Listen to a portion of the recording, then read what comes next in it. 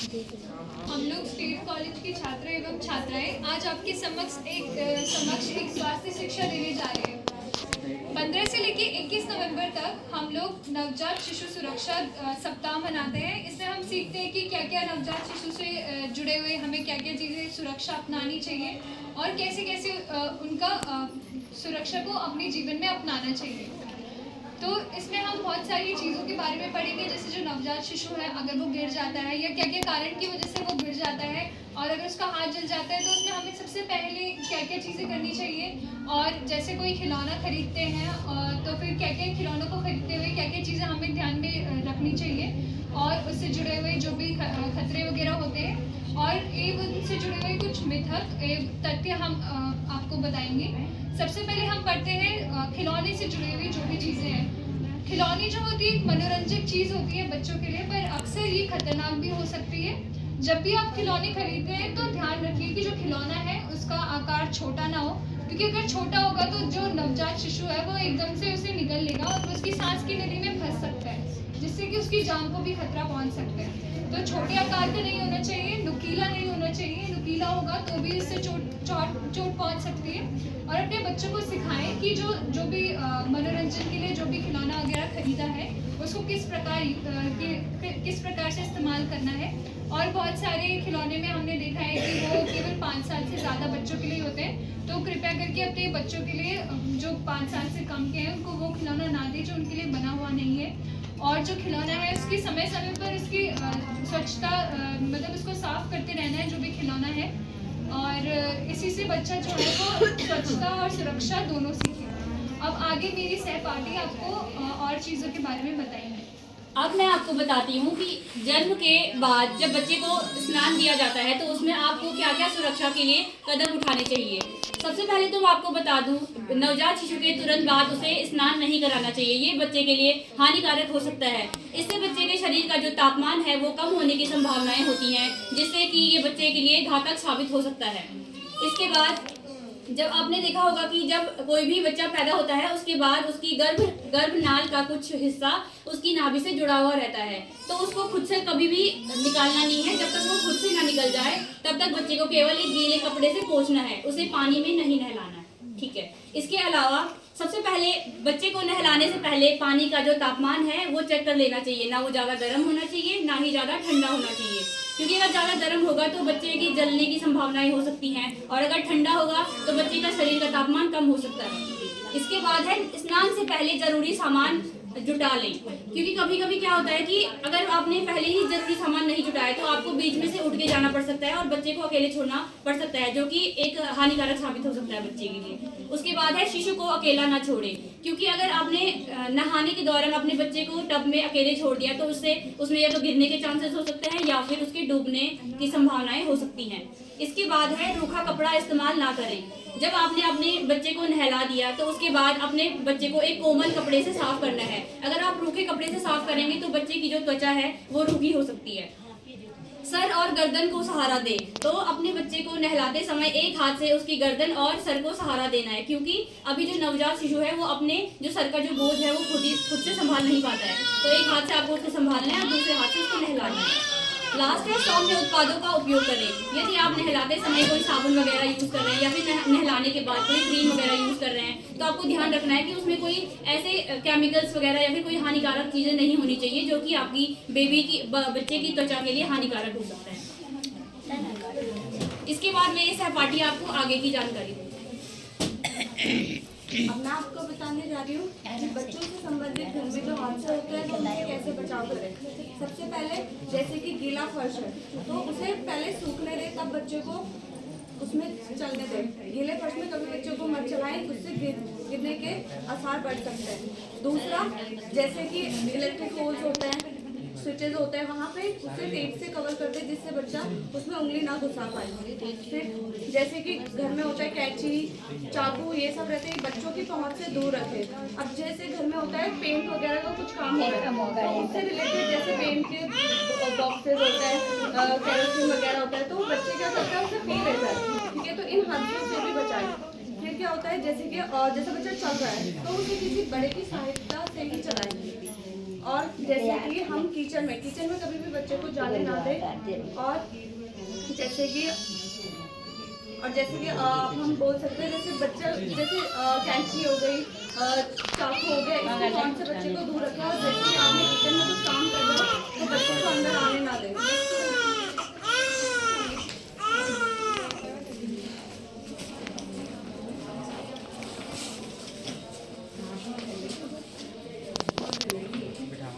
नमस्कार, मेरा नाम आकांक्षा है। मैं आज आपको बच्चों के खाने से रिलेटेड, फूड सेफ्टी से रिलेटेड कुछ सुझाव दूँ। तो पहला सुझाव है बच्चे के लिए जो 6 महीने से छोटा शिशु होता है उनके लिए माँ का दूध ही पिलाना है। अगर हम बच्चे को शहद हो गया, गाय या फिर भैंस का दूध हो गया या फिर पानी हो गया, उनका ना पाचन तंत्र इतना विकसित नहीं होता कि वो ये सब चीज़ें ले पाए। तो इसलिए बच्चों को माँ का दूध ही पिलाना है 6 महीने के छोटे शिशु को। उसके बाद आता है आपको बच्चे को दूध पिलाने से पहले अपने हाथों को साफ रखना है और अपने आसपास भी सफाई रखनी है। अगर आप फॉर्मूला मिल्क इस्तेमाल कर रहे हैं बच्चे के, वो भी आपको डॉक्टर के सुझाव की बात करना है। और इस्तेमाल किया गया फॉर्मूला मिल्क में जो भी निर्देश दिए गए हैं उसी के हिसाब से बनाना है और उसका साफ पानी यूज़ करना है।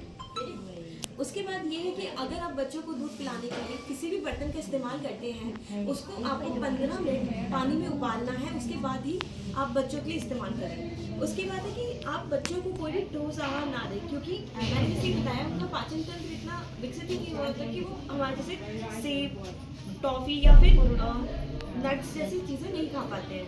उसके बाद आता है कि जो हम बच्चों को फॉर्मूला मिल्क पिलाते हैं वो ना ही ज़्यादा ठंडा होना चाहिए, ना ही ज़्यादा गर्म होना चाहिए। वो गुनगुने पानी में बनाना चाहिए हमें। और बच्चों से सिक्का, बटन, बैटरी या फिर छोटे मोटे खिलौने दूर करने चाहिए, क्योंकि उन बच्चों में 6 महीने में अपने हाथों से मुंह की तरफ ले जाता है, तो इससे बच्चों के गले में चीज़ें फंस सकती है। उसके बाद आता है कि दूध पिलाने के बाद शिशु को पक्का ढका देना है। अब हम आपको बच्चों को ढका कैसे खिलाते हैं वो सिखा रहे हैं। शिशु को सबसे पहले अपने कंधे की तरफ लाएं। उसके बाद जो उसका सर होता है वो आपके जो शोल्डर है यहाँ पे फ्री होना चाहिए। उसके बाद नीचे की तरफ से आपको हाथ देना है। बच्चे को मारना नहीं है, नीचे की तरफ से हाथ फैलाना है। इससे बच्चे को ढका देते हैं, क्योंकि जब हम बच्चे को दूध पिलाते हैं तो उसके पेट में हवा भर जाती है, जिससे कि बच्चा कंफर्टेबल नहीं होता है। उसके बाद मैं आपको बच्चों में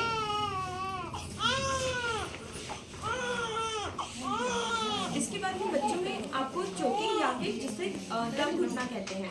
बच्चे को गलत तरह से स्तनपान कराने से, मतलब दूध पिलाने से बच्चे की जो दूध है या फिर कोई भी तरल पदार्थ है वो उनकी नासिका जो सांस वाली गली होती है उसके अंदर चली जाता है, पेट वाली गली के यहाँ जाने के बजाय।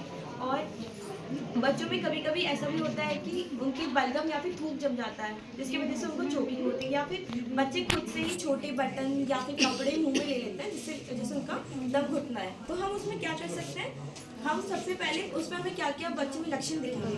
बच्चे की रोने की आवाज़ कम हो जाएगी, बच्चे खांसने लगेगा, बच्चे का रंग नीला या फिर लाल पड़ने लग जाता है। इसके लिए हम क्या कर सकते हैं, इसके लिए हम एक फर्स्ट एड है बच्चे का अगर दम घुटने लग जाता है, सबसे पहले बच्चे को उल्टा करें, अपने इस हाथ में लेकर आए और जो उसका जो शोल्डर है, जो कंधे हैं, उसके बीच में अपनी हथेली से 5 बार आगे की तरफ मारना है पीठ पे। 5 बार मारने के बाद हमें देखते रहना कि कहीं वो जो चीज़ फंसी है वो बाहर तो नहीं निकली। अगर उसके बाद भी ना निकले तो आप बच्चे को सीधा करें और उसकी छाती के बीच में 2 उंगली से दबाएं। इससे फंसी हुई चीज़ें निकल सकती है। अगर इससे भी राहत ना मिले तो आप अपने बाल रोग चिकित्सक से संपर्क करें।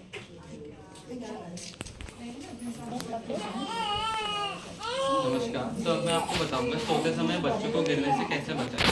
सबसे पहले तो बच्चों को हमेशा पीठ के बल सुलाएं, और अगर वो बेड पे सोए हैं तो ध्यान रखें कि बेड की साइड रेलिंग्स लगी हो, और बेड पे उसको इसके टॉयज़ या कोई भी और खिलौने वगैरह सामान कुछ भी बेड पे नहीं होना चाहिए। और कमरे में ध्यान दें कि धुआं ना हो या फिर कोई केमिकल वगैरह ना हो। अगर बच्चा गाड़ी में सो रहा है तो उसे अकेला ना छोड़ें। और अब मैं आपको बताऊँगा कि जलने से बचाने के लिए क्या सावधानी दें।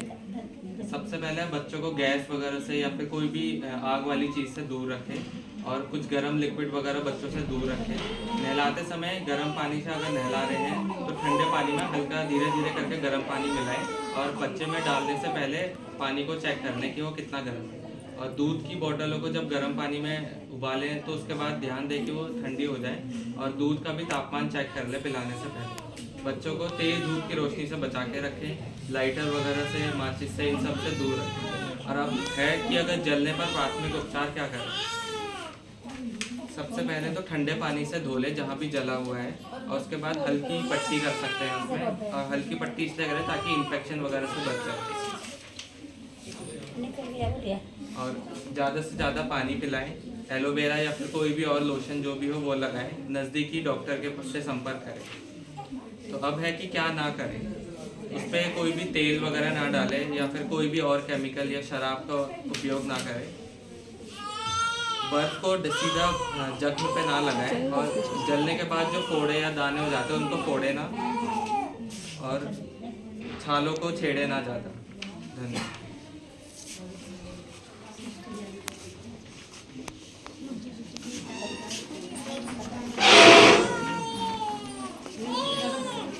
नमस्कार, अब मैं आपको बताने जा रहा हूँ जो बच्चों से जुड़े मिथक होते हैं, यानी कुछ अंधविश्वास की बातें जो हमारे नॉर्मल घर में यूज होती हैं, जो पुराने समय से चली आ रही हैं। दादी माँ, नानी माँ जो बच्चे के साथ पैदा होते ही करते हैं घर में बच्चों के साथ।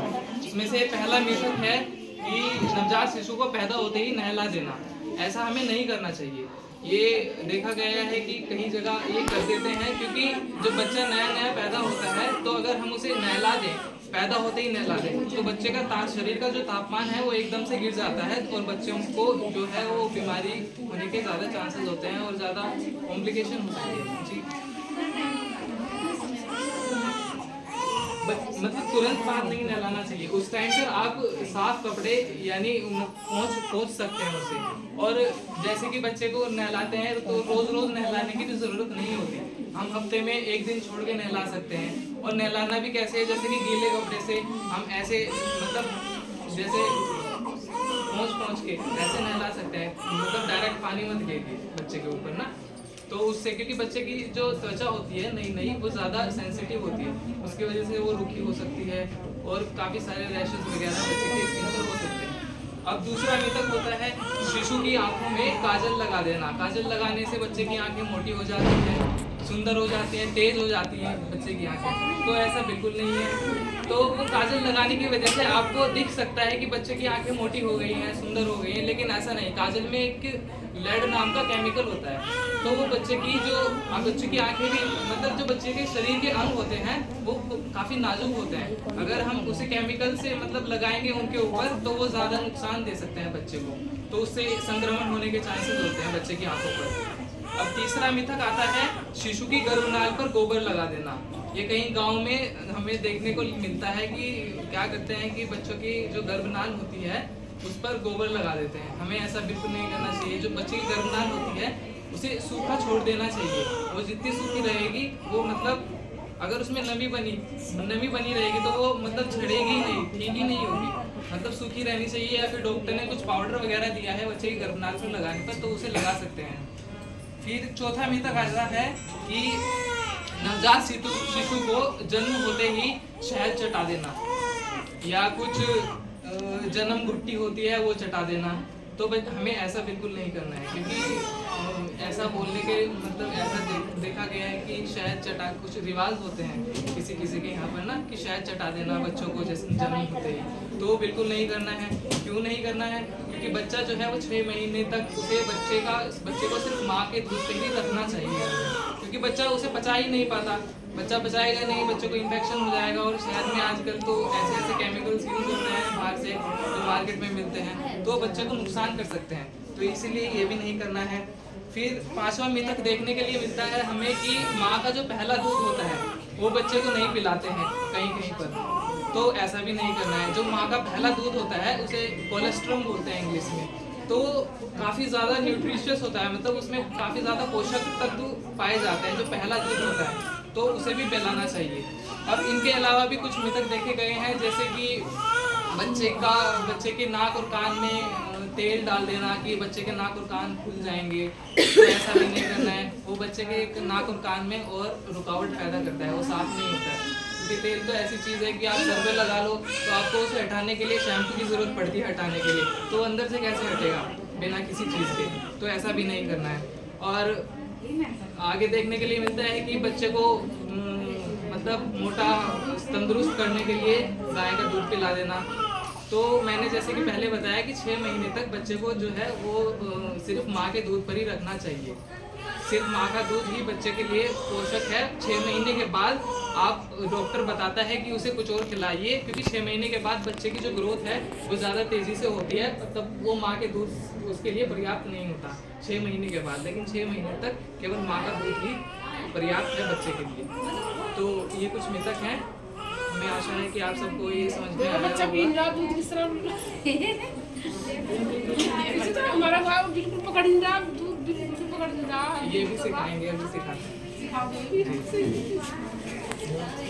इतना धैर्य और संयम रखने के लिए धन्यवाद। आशा करती हूँ जो भी हम आपको ज्ञान देना चाह रहे हो आपको समझ में आया हो, और अगर आपको इससे जुड़ी कोई भी क्वेश्चंस वगैरह हैं तो आप पूछ सकते हैं। दूध निकल बच्चे पकड़ नहीं रहे, दूध निकल रहा, दूध निकल रहा है। दूध निकल रहा, और चम्मच बना डाल पकड़ नहीं रहे। अभी पकड़ा गया?